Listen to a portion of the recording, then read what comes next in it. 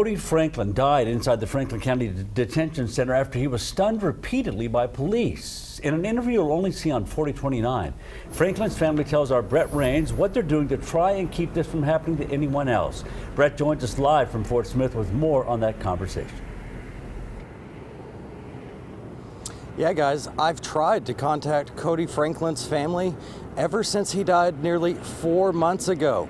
Today, his parents sat down with me to talk about what happened to their son. Their attorney says they intend to file a wrongful death lawsuit here at the federal courthouse. I feel like both Cody Jack was victimized. He is the victim here. It's tough for Clayton and Teresa Franklin to talk about what happened to their son.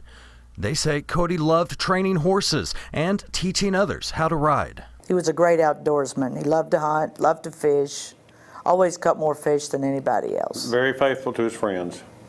Everybody that met Cody loved Cody. May 10th, residents called police about a man acting strange, standing in the middle of the road. According to the case file, a deputy found Franklin walking in a ditch. After his story didn't add up, he was arrested for lying to police. But nearly 4.5 hours after being booked inside the jail, Franklin died. Worst day of my life. There was really no explanation, and we were denied the ability to even see Cody. We didn't see his body for 4 days. Yes, the following Friday.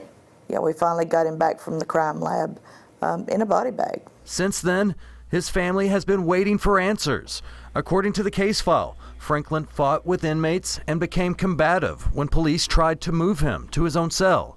He was stunned 8 times in approximately 11 minutes.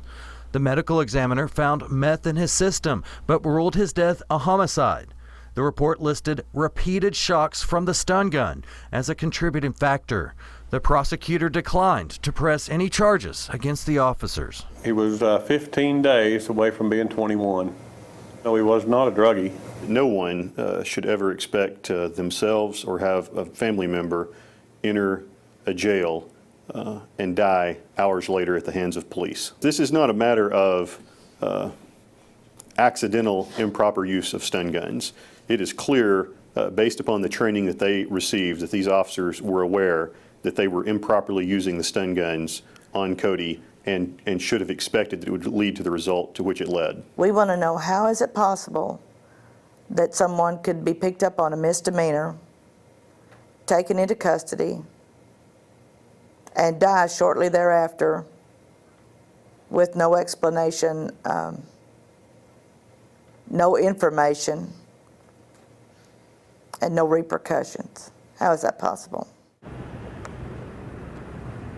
And the family's attorney tells me right now they're getting their own forensic expert to review the case.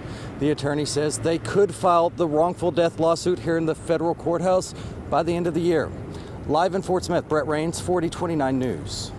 Okay, Brett, good job. Well, family members say that they would like to see stricter regulations when police use stun guns. We'll continue to follow this story, of course, for you. To see